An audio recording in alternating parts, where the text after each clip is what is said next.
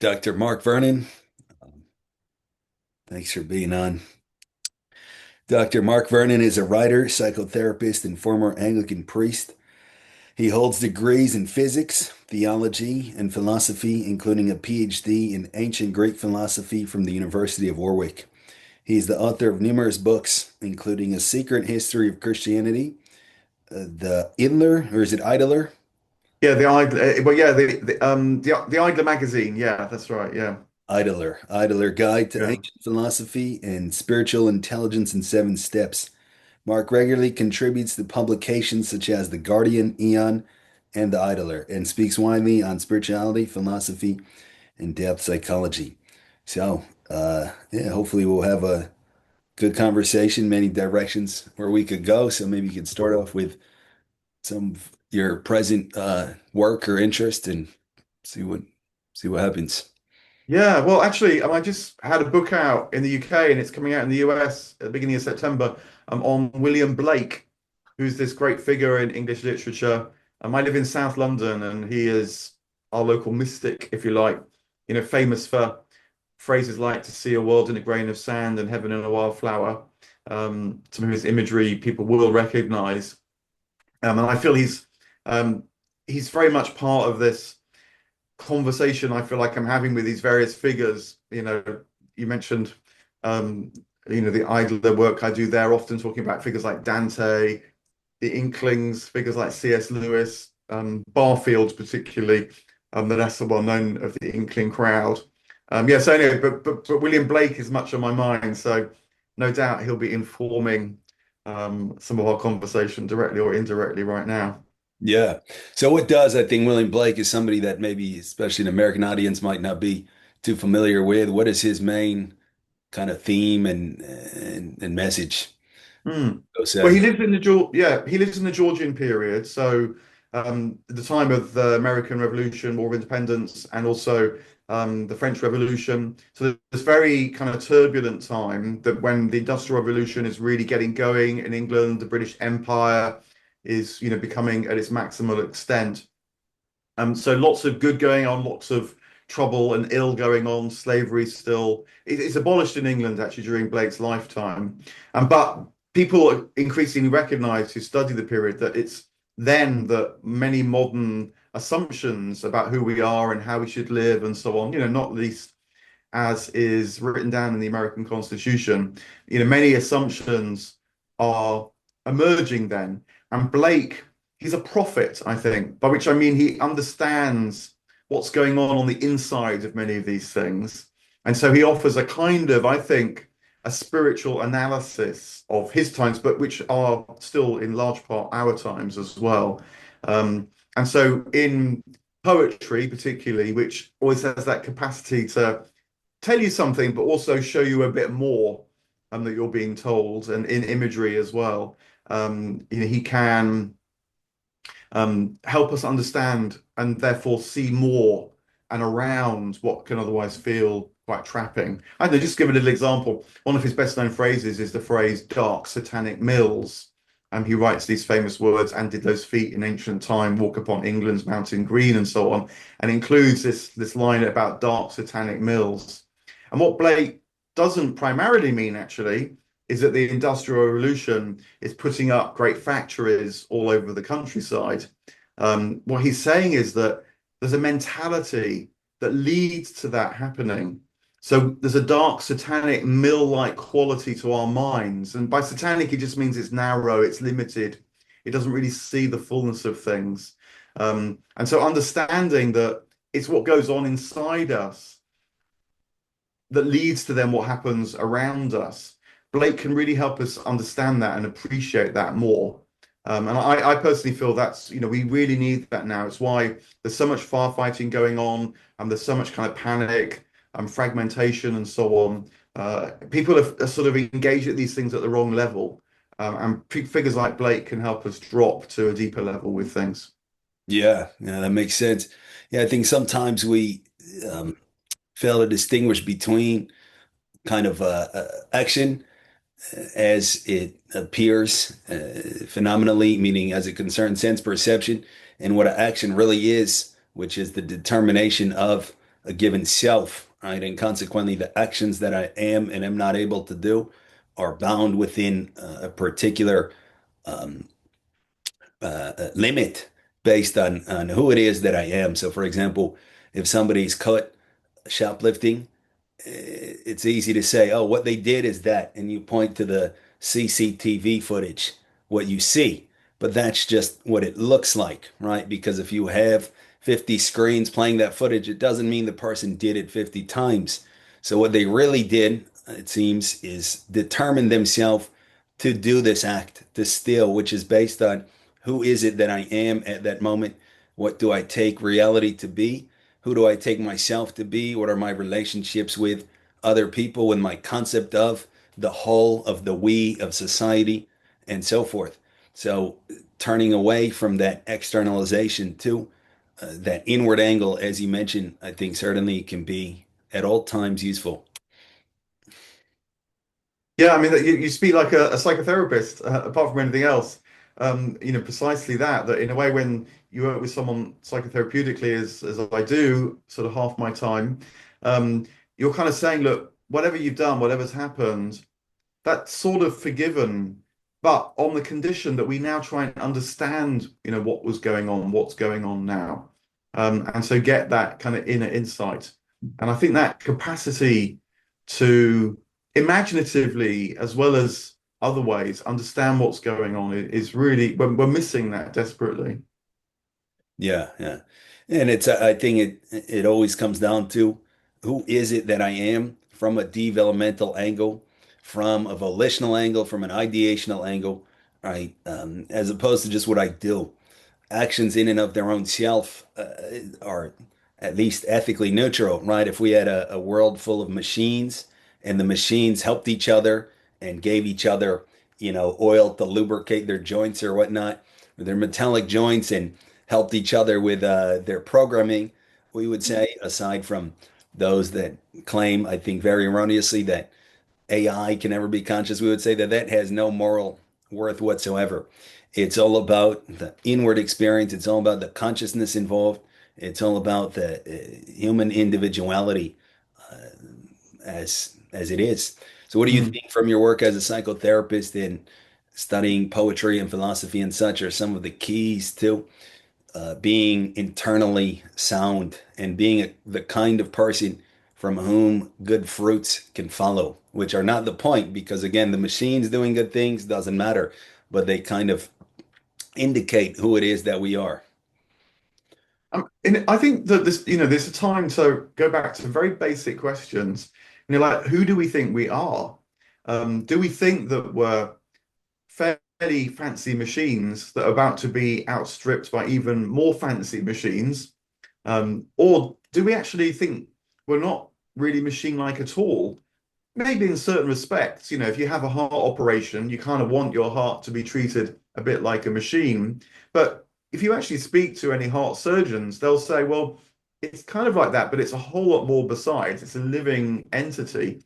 And so, in our language, we still talk about, having, heart insight. We talk about being a cold heart or a warm heart, or my heart was moved, or heart being the seat of wisdom, and so on. And I think that relatedly, thinking about what it is to know, I think actually I feel this is perhaps the fundamental tangle that has got caught up, certainly in the debate around AI, that to know something is not for we humans primarily just to have sort of facts poured into us, like data pouring into a data center and then being manipulated and coming out in a different form through an algorithm. But we know things because we comprehend. And this is something about the intuition, the imagination, inspiration. It's a kind of quality of attention or presence. We don't do calculations for the most part. Rather, reality kind of discloses itself to us when we know something. And so that's why, art and poetry matters quite as much as the sciences. And even in the sciences, the working scientists will tell you, well, it's an imaginative undertaking as much as anything, because what you're wanting to do is not just develop a research program, which might unfold relatively rationally. You want insight that's going to guide you, that's going to open up new perceptions of things to you. And so, how we need to be formed. We undergo great processes of initiation. That's not just about learning facts, but is becoming capable of the kind of engagement that a subject, whatever it might be, even biology is different from physics, it's different from chemistry, certainly different from psychology, let alone before you even get to the arts. So we become someone in the process of studying things. I mean, to know something is an immensely rich undertaking, and it certainly can't be reduced just to the processing of data, no matter how sophisticated that gets. So yeah, I actually feel a lot of the fear on the one hand, but also on the other, just the sort of stupidity that goes around with talks about AIs waking up and so on. You need to call that out. I'm not saying AI won't change a huge amount. It clearly will, and it already is.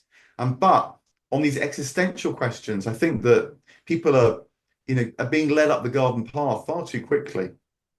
Yeah, those are some great points. And we could briefly touch on AI. I think here, again, making that distinction between appearance and something that's not appearance is essential, right? So, for example, let's say that somebody asks me, what color is the sky? And I say, on a nice day, it's blue. Now, those words, qua sounds, don't are meaningless, right? If I hear them said in a different language that I don't speak, it's not going to convey meaning simply by the fact of them being sounds. What has meaning is the fact that I can have a conscious experience, such as visualizing what is called sky, and then I can consider that particular quality, such as is denoted by the term color, and then I can use the appropriate word, which is blue, right? I can say the sky is blue.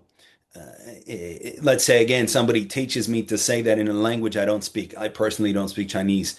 So let's say that somebody were to teach me how to make the sounds, the sky is blue, such as mean what that means in English to American speakers. Just because I've said those words doesn't mean I get it. No matter how complicated what I say is, does not mean I get anything. No matter how complicated the text written in books is, does not mean the book gets anything. What does that even mean? You don't say, oh, well, I've read something really complicated. I guess the book is conscious. I guess the book is intelligent. That's completely absurd, and everybody understands that, right? My phone giving me complicated GPS directions. I don't think to say, well, maybe my phone is actually conscious because no appearance is conscious, not the appearance of a human face, not the appearances of sounds. None of that can or ever is conscious or intelligent in any way. The only thing that is conscious and intelligent is consciousness and intelligence as it can experience itself.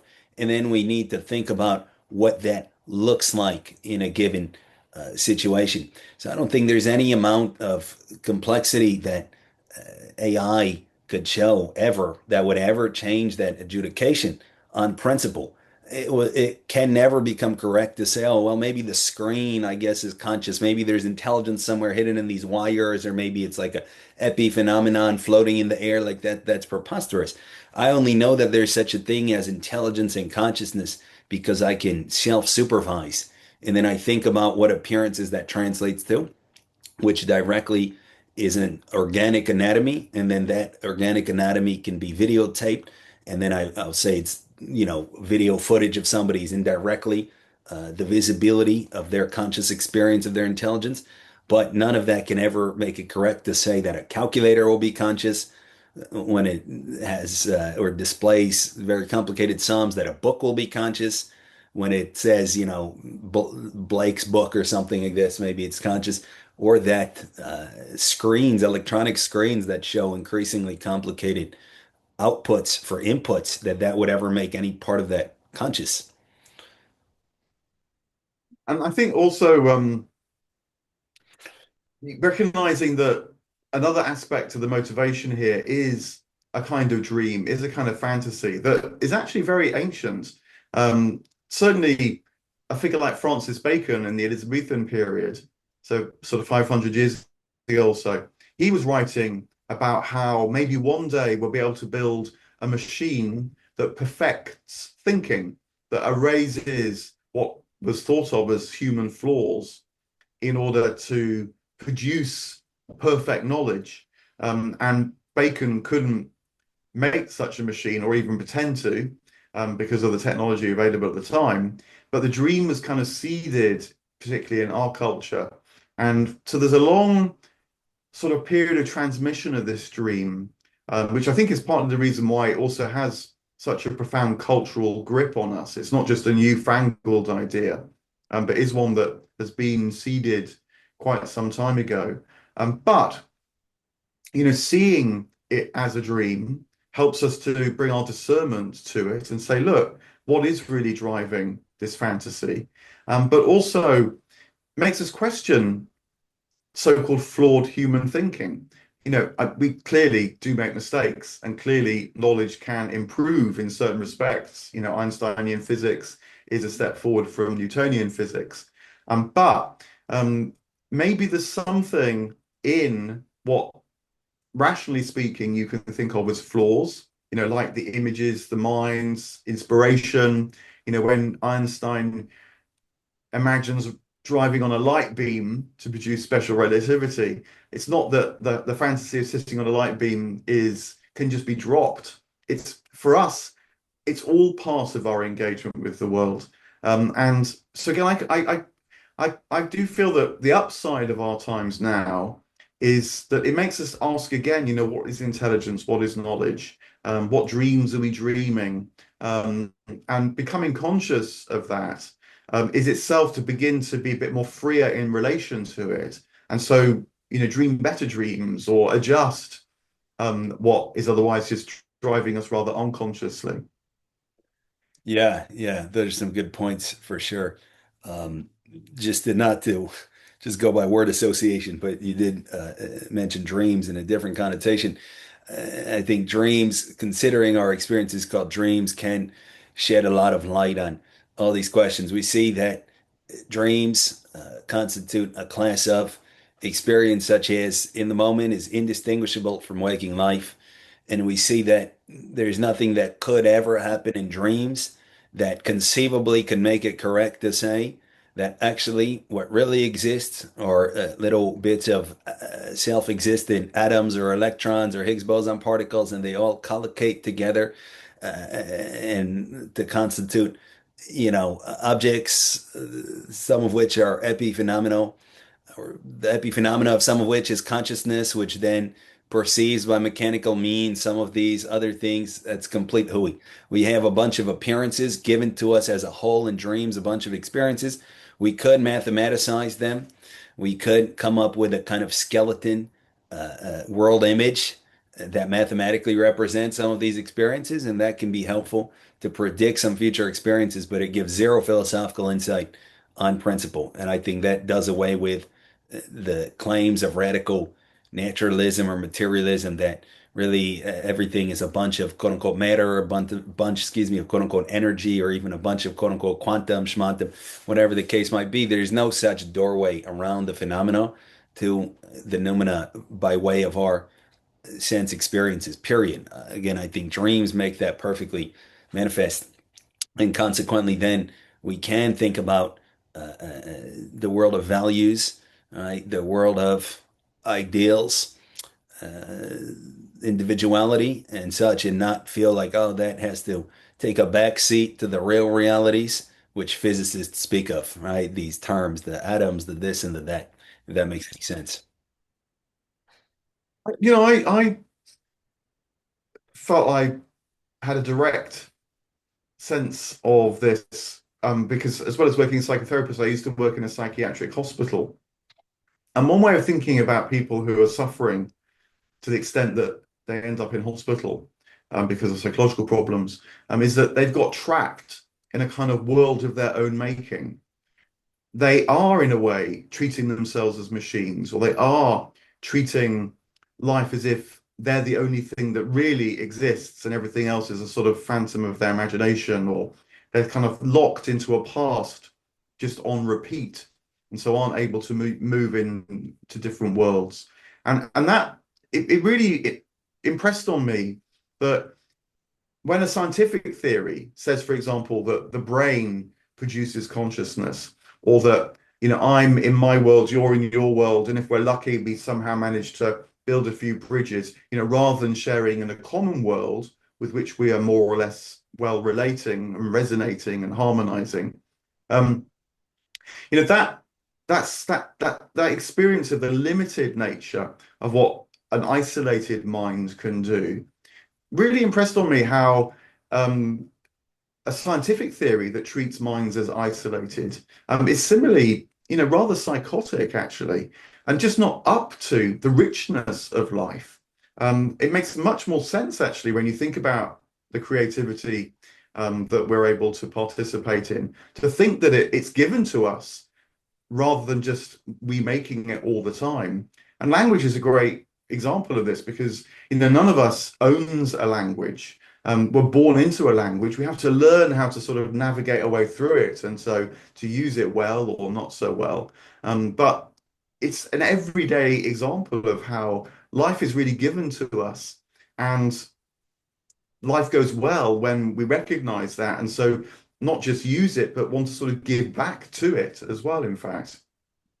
Yeah, those are some great points. Yeah, so the givenness of kind of reality, I think, is something so obvious when we pay attention to it, but so easy to miss because we do use language, like you mentioned, and consequently, we can think that truth has something to do with language. It's about defining something enough, right? Like, why don't you define what is red? Well, it's a color, and what's a color? Well, it's this kind of light rays that so ultimately, you just have to point, oh, that's red. What's white? Oh, this is white. What's green? That's green. Something like this. Ultimately, things are either are or are not given to us. Either we've had a given emotion or we haven't. If I've never been angry in my life, I just don't know on principle what angry really is internally, at least. I can know its concomitants, its externalizations, but not what it really is. If I've never been happy, sadly, then I don't know what happiness is. If I've never seen a color, I'm colorblind, don't know what colors are. Somebody that's blind from birth does not know what sight is on principle, and no amount of speaking about it, no amount of hearing theories about it, the light waves, the photons, it will never help even a little bit to give that which the sighted automatically have. So I think, yeah, reality is given to us as a whole. We can, however, analyze it critically. We can delve into it. We can use language to make connections, to extrapolate, to zoom in, zoom out, all kinds of things. But ultimately, we're working with the given. And on that note, you mentioned people that are going through mental health issues and they feel trapped inside of themselves, maybe on repeat, something like this. Yeah, maybe a way to then construe kind of the human situation is that we start off as a sort of psychophysical seed, right? As a number of potentialities, as a number of temperaments, as a particular kind of constitution, if that's different. All these kinds of things based on our heredity, based on the environment. But then if we properly use our freedom, if we properly use our intelligence, then we can exceed that and develop that. And I think that's the level where we feel a sense of unity with others. That's the realm where we can live in a shared world with other people, but not before. Right? If I've sunk into the black hole of myself, if I've fallen through the trap door of my mind and of my pathologies and such, then yeah, I'm living in a private universe. I'm living according to private logic, and consequently, the visible signs of that could be called psychosis, neuroses, and other kinds of pathological mental health conditions. Yeah,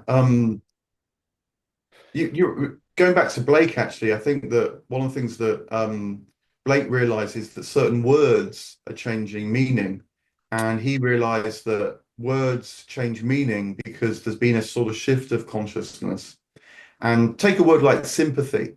It was a word that was changing meaning a couple of hundred years ago, because before sympathy had meant a resonance with external things that you also knew within. So someone might have sympathy even with the stars or not in astrology, but certainly sympathy with a place, or when you had sympathy in your family, it was something that was shared. And what Blake realized is that sympathy was beginning to become something that I might have, you might have, and that we could use to sort of reach out almost to another person. And so, in other words, written into this new notion of sympathy was a fundamental isolation. And this was actually quite explicit. Figures like John Locke wrote about this, Adam Smith wrote about this, and they said quite clearly, we're our own isolated minds. We can never leave the confines, the prison house of our personhood, but we can, as it were, look out of the window. Um, Another famous phrase of William Blake's is cleansing the doors of perception. He writes, if the doors of perception were cleansed, everything would appear to man as it is infinite. And this has become quite a famous phrase because Aldous Huxley used it to write a book in this title, The Doors of Perception, and the Doors and the rock group similarly borrowed from Blake in that respect. But it's come to mean a kind of exceptional peak glimpse of a wider world, like a psychedelic trip, perhaps.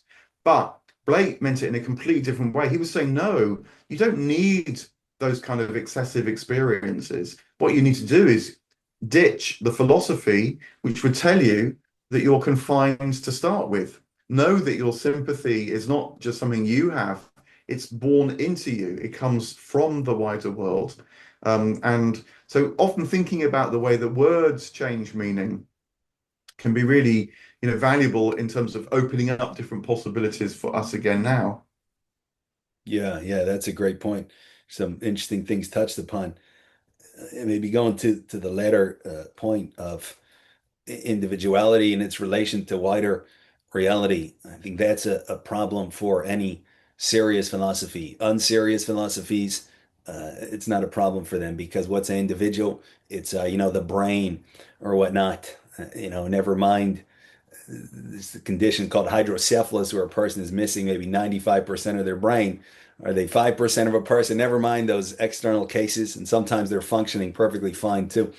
But aside from that, right, it's a brain, it's an anatomy, that's a person, there's no problem. Serious critical thought, however, looks from the inside out and asks, what is a person in relation to any postulated absolute, right? And there's kind of naturalistic absolutism, which would have the absolute be infinite space and time, perhaps time that rolls on endlessly backward and space that rolls on endlessly upward and downward and in all directions, right? That makes matter kind of a monism of matter. And then there's more idealistic absolutisms, which would have the absolute be somewhere or another, say, absolute or infinite consciousness or mind. But either way, the question is begged, what is the relation of the individual to that absolute? I think perhaps one way to look at it is that going back to the analogy of dreams, the experience of being an individual is an experience. Right? If I experience myself as this isolated, alienated little monad at odds with everybody else, that's an experience. It is what it is, right? If I have a psychedelic trip, like you said, that's also an experience. That's something else. But any kind of profound, um, long lasting, satisfactory experience of individuality, I think, is predicated on satisfying a number of developmental criteria, right? Being honest with oneself, integrating oneself around good values, around good ideals, that kind of thing. I don't know if he said Blake might have implied that. That's not so easy, or maybe he implied, he said the doors perception are cleansed, everything as it is infinite. I think it's not so easy to get to the infinite. And we can't discard our individuality. We can't try to skirt around it. We can't try to deny it. We can't try to drug it away. We have to deal with it and we have to develop properly, starting from where we really truly are, acknowledging that. And then we can move perhaps in the direction of an infinite experience, of an eternal experience. But for it to be real, it has to be progressive, step by step, and without without any kinds of self-deceit, it seems. I mean, just as a bit of a footnote, I think when Blake talks about things being infinite, and eternal. He meant that they were abundant, really. That it's sometimes maybe you might feel you've had a sort of blast of the infinite, as in seen the whole, and but more it's there's always more to receive. There's more, always another turn. You know, what's good, beautiful, and true constantly unveils itself afresh to you. So he means it, I guess, in that kind of way. Um, but you know, to your broader point there, I think that one of the things that Blake would have us do is, in a way, it is taking ourselves seriously. And by that, I mean asking ourselves, what kind of people are we becoming? And this leads to another development of Blake's times, which was that ethics was changing very profoundly. And in particular, the two forms of ethics that tend to dominate now were being developed. One was utilitarianism, Jeremy Bentham, a great figure here in London. So this is the idea that you can work out what's right because of the consequences, and does it lead to greatest happiness in particular. But then also in Germany, well, Prussia at least, there was Immanuel Kant's notion of deontology, which was to try and arrive at oughts that could be rationally justified. So you get these two modes of doing ethics that now dominate. But what gets lost is the who am I becoming in all this kind of question, which would be the more virtue ethics. How am I more able to be open to life and to be resonant with that which is good, beautiful, and true? What's my character, my personality, my habits, you know, mental and otherwise? And so I feel that that's another thing we need to recover is that a kind of narrow notion of ethics is now doing us a disservice, I think, and because it tries to work out what is right in a particular case, you know, is abortion right or wrong? Is euthanasia right or wrong? In a way, they're clearly important questions, but when they become isolated questions, you inevitably get division around them because people are going to disagree about that point. And what is missing is a wider sense of what the good life might be, a wider sense of what a person of quality, of character, of virtue is. You know, how am I myself too narrow or can I open? How am I myself learning from my mistakes too, which virtue ethics very much stresses. And if then you have that wider perception of your humanity shared with others, then you can disagree on particular issues. But it's not as if the whole of the moral universe stands or falls on that disagreement because you've got this wider perception of who we are and how we relate to what's good in life and so on. So again, another thing that was emerging 200 years ago, Blake was on to, others were as well, of course, but very pressing now, I think, a return to a kind of virtue understanding of how we might live. Yeah, that's a great point. Yeah, I think it harkens back to perhaps some of the distinctions mentioned. Again, we could have a world of machines and they could fulfill a laundry list of certain actions, wouldn't mean anything.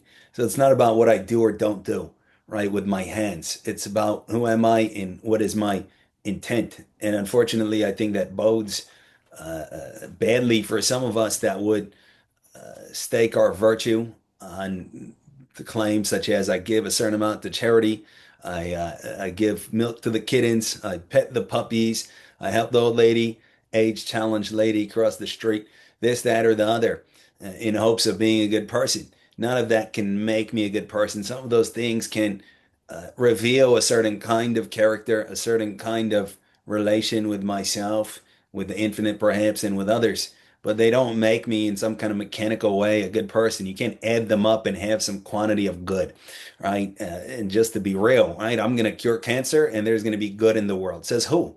If cancer is cured, just to be perfectly brutally honest, some of the people that are saved are going to be killers, are going to be worse, right? That kind of thing. So that's not a good or bad thing in and of its own self. You can't say, "Oh, I saved somebody's life. It's good." It says who? Whose life did you save? What's going to be of this person? So we can't just have these calculations that are blind to the inward aspect, that are blind to the question of individuality, personhood, personality, and try to come up with some kind of calculus as Bentham did, as John Stuart Mill did, and all those kinds of guys. I think those are people that are trying to approach the problem from the outside in instead of from the inside out, right? It's like, I'm not going to mind myself. I'm not going to think about myself. but let me try to figure out some kind of mathematical equation that will guarantee goodness. Right? Action A plus action B plus action C, and then I'm good to go. I think that's just naive to say the least. Could we pause for just 1 second? Yeah. Cheers. Thank you. All right. Sorry about that. Yeah. So going back to where we were. So yeah, we have to look from the inside out instead of from the outside in, and consequently, things like poetry, like I'm sure the work of William Blake, which personally I could definitely stand to get better acquainted with, can be very useful for those purposes. I mean, let me give you a sort of example. Because the thing about poetry is it doesn't primarily tell you something, it sort of shows you something. And so you feel your heart opening as a result. So one of Blake's quatrains that I really love, and I feel you could almost spend a lifetime living towards, runs like this. He writes, "He who binds to himself a joy does the winged life destroy. He who kisses the joy as it flies lives in eternity's sunrise." So he who binds to himself the joy. So if you try and hold on to happiness, trying to possess it, control it, keep it, does the winged life destroy? He who binds to himself the joy, does the winged life destroy? Actually, you mentioned John Stuart Mill earlier. Mill recognized the same. He said that if you try and hold on to happiness, it just sifts through your fingers like water. Um, Happiness comes to us in another way. And I think Blake shows us this other way in the second two lines when he writes, "He who kisses the joy as it flies lives in eternity's sunrise." Now, Mm. eternity's sunrise is one of his favorite expressions for this infinite quality, this abundant quality of life. And kissing the joy as it flies, as it's moving, is about the opposite of possessiveness, really. It's about giving yourself, overcoming yourself and your desire to possess, almost sacrificing yourself to the wider life around you.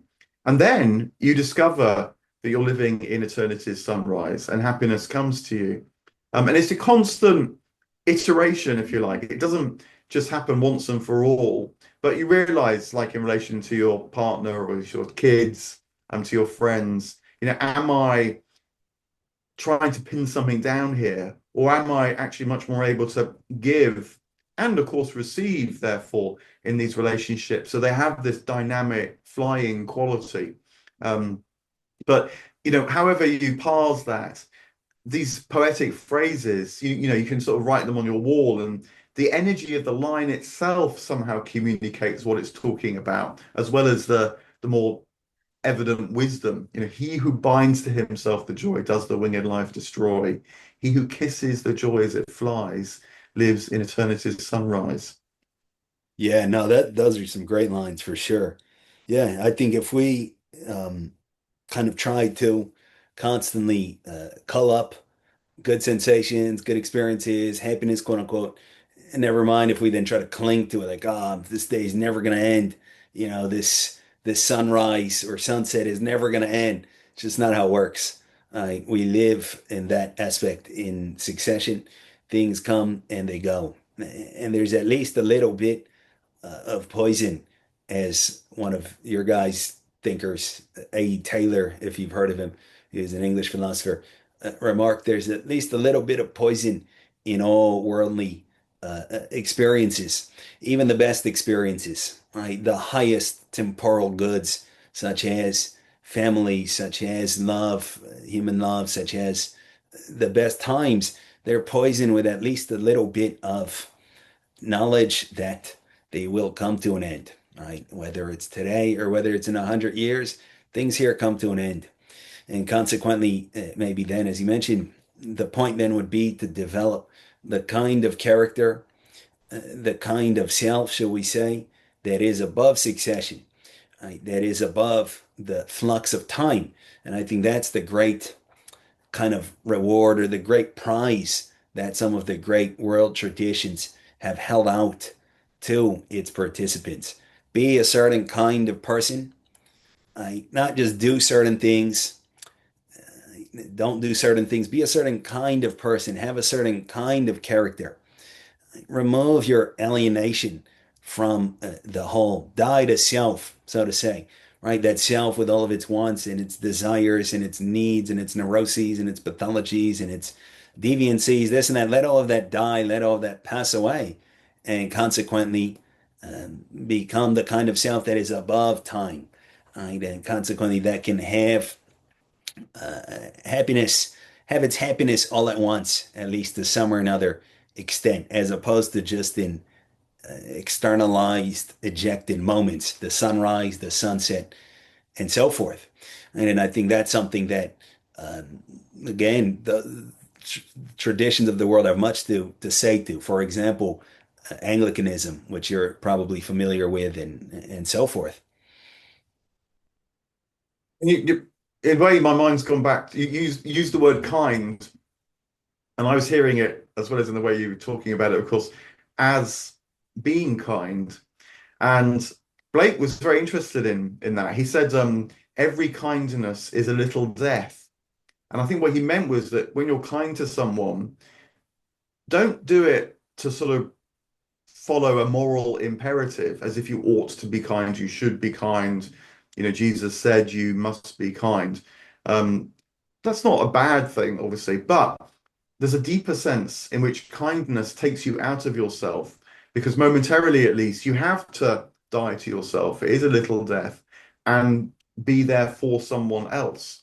And that experience of being there for someone else then can become, in time, a way of living your life. You know, so the kind person is not the person that has kind of willed their way to live above time, but because they've let go of the will that's directed towards them, say, at least in some measure, we need a bit of that, obviously, but at least part of their will and their freedom is now given to others by letting go, strangely, of that, they discover a much wider perception of reality. And so possessiveness, you know, just matters less. This poison that you mentioned, the timed nature of things, just matters less. It's not that it's been defeated, it's more like it's been dissolved. So a lot of these things that have become moral imperatives in our time, I think it's worth trying to reframe them slightly as almost spiritual practices that will deliver a revelation in a small way. But, you know, if you live in a tiny way different today, you know, then tomorrow it's a bit different, the next day it's a bit different, and it builds up over time. And you will find yourself changed, I think, figures like Blake will tell us. Yeah, it's a great point. Yeah, I think attachment to people in the sense that we're attached to things and to experiences is not a virtue to say the least. I can be attached to my phone, be it an iPhone, an Android, or otherwise. I can be attached to my teddy bear as a child, and I can be attached to a person as I can be attached to a pet. That really, okay, it can be sweet, it can be not sweet. It really doesn't mean much. However, if we share our life with other people, right, if we open up our life and our will concerning others, right, and we let kind of a free flow of goodwill, of love go between us, then that is a different story. I don't know if it does defeat any of the aforementioned problems, but it's definitely a good approach. But I would say also that the issue here is that paradoxically willing our own, desiring our own happiness, desiring our own quote unquote enlightenment or our own, elevation defeats itself. Right? We have to shoot for some other object, such the accidental concomitant or consequence of which could be our happiness. But wishing for personal happiness defeats itself. For personal happiness, we need to go beyond the personal, arguably. Like we said, we need to die to self. Right? If I say, you know what, this egoism and all of its claims and counterclaims, I want personal happiness for that, and I'm going to do this or that practice, and I'm going to meditate for 10 minutes a day, and I'm going to, so forth. I'm just going to seal myself deeper into myself. I need to shoot beyond myself. And I think that's a ethical imperative. There's no tricks or shortcuts to that. There's no practice. There's no secret hack. It's basically who am I? Either I am or am not open to reality over and above me, to its claims on me, to the claims of my conscience. Either I am or I'm not. That's on me, and there's no amount ultimately, even of psychotherapy or anything like that, that could change our fundamental volition, our fundamental attitude, it seems to me. And I think there is a joyful side of this. Again, in the quatrain, he who kisses the joy as it flies lives in eternity's sunrise. It sounds joyful, and I think it is joyful because it's also about opening up to the poetic. I mean, we mentioned John Stuart Mill a couple of times already, and in his autobiography, he writes about how when he was in his late teens, he had a huge mental breakdown. Even including thoughts of suicidality. And he realizes that he had been brought up a kind of child prodigy by Jeremy Bentham, as well as his father, John Mill, and had become brilliant, sort of rationally, brilliant historic as a historian, brilliant as a linguist. But what he'd missed out on almost completely was his emotional education. And he says that the thing that pulled him out of this deep pit of despond was discovering the poetry of William Wordsworth, another near contemporary of William Blake, and how the words in the poetry were like lights going on in his mind. That it's quite a well-known image amongst the poets that it's a bit like seeing a shaft of light come through the clouds and suddenly turning what looked like a dull grey field into a pool of gold. Um, and so it was that expansion of life, a new delight in life, a new sense of the felt vitality of life. That it's this abundance that I feel we need to try and get across as well. Too much now can feel burdensome, but living the good life, I think, should feel actually lighter. It should feel like it's leading us into a warmer place, if you like. It's not that it's not challenging. It does sort of demand us, all of us as well. There is what the Jesuits call negative consolation as well as regular consolation. But there's always that sense that my soul's expanding in this, something's growing. Our life feels bigger as a result of this, even this demand.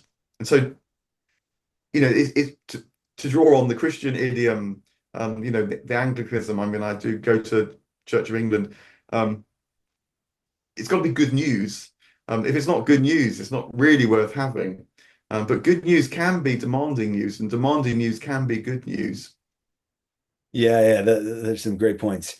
Yeah, I think if I recall correctly, he thought, let's say all of my aspirations are realized for societal change, for legal change, for all these things that my father has brainwashed me into thinking are the ultimate panacea. Let's say all of that is realized to perfection, as it never actually will be or can be.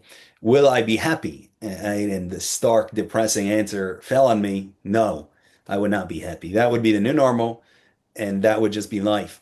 So I think there he could have, in principle, made a turnaround and said, you know what, maybe happiness, quote unquote, lies within. Maybe it's a question of who I am. Maybe it's a question of me developing my human capacities from the inside out. Let the world be as it may. Let the laws be as they may. Let's improve them, no doubt. Let everything be as good as it can be. But ultimately, it's about who am I as an individual. I'm not sure that he did make that turn.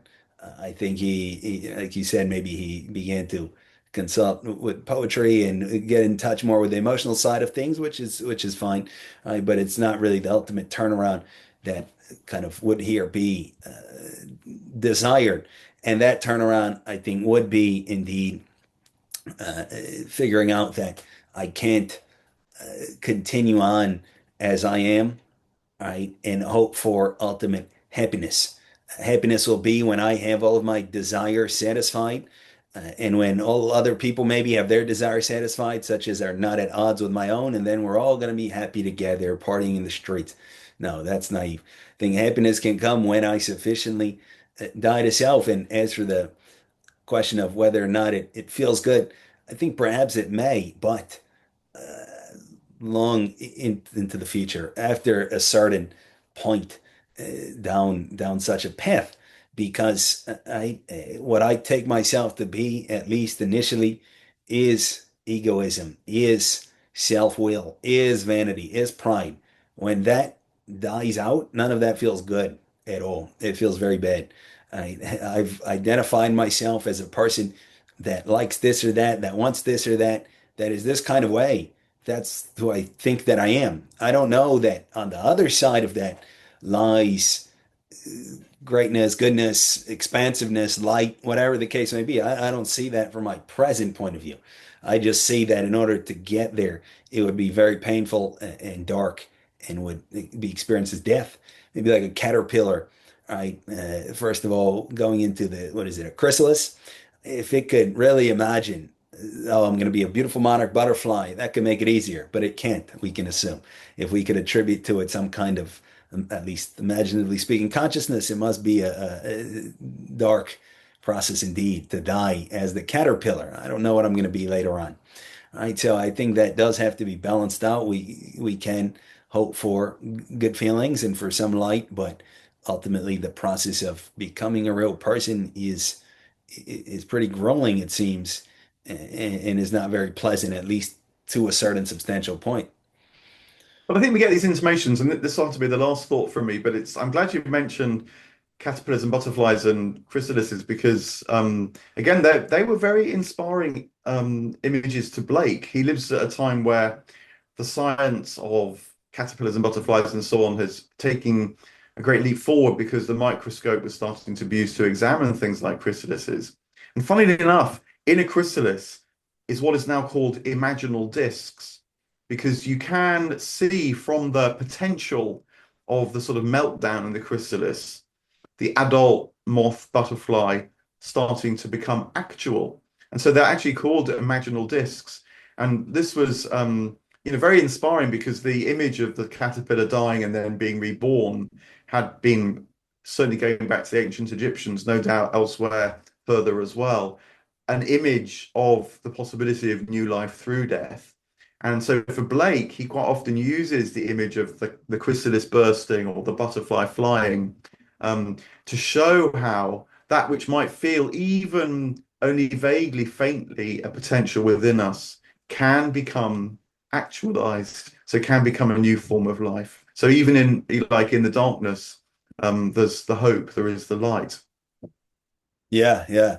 Awesome. Well, you have to wrap up, I understand. So I guess we could finish up basically with that and just with the comment that, yeah, if we can have a little bit of faith that something good can come of us, that we can have intrinsically positive experience of existence, that we can have some actual well-being, then perhaps we can have the courage to proceed on the proper path, which is, I think, one of sacrifice, which is one of the death of our lower instantiations, of our vulgar desires and aspirations, and so forth. It may not seem, and not only may, it won't be pleasant at all in the process. But if we can have faith that the sun will eventually rise, and on the other side is something good, is a pot of gold, so to say, then perhaps we can have the courage to proceed, and perhaps some of the great works of the past, be it in literature, in philosophy, or as it happens in poetry, can aid us in those efforts. So I appreciate your time, Dr. Vernon. It's good speaking to you. Yeah, well, thank you so much. It's wonderful to dwell on these things. I hope that it's useful for people listening as well. Yeah, no doubt.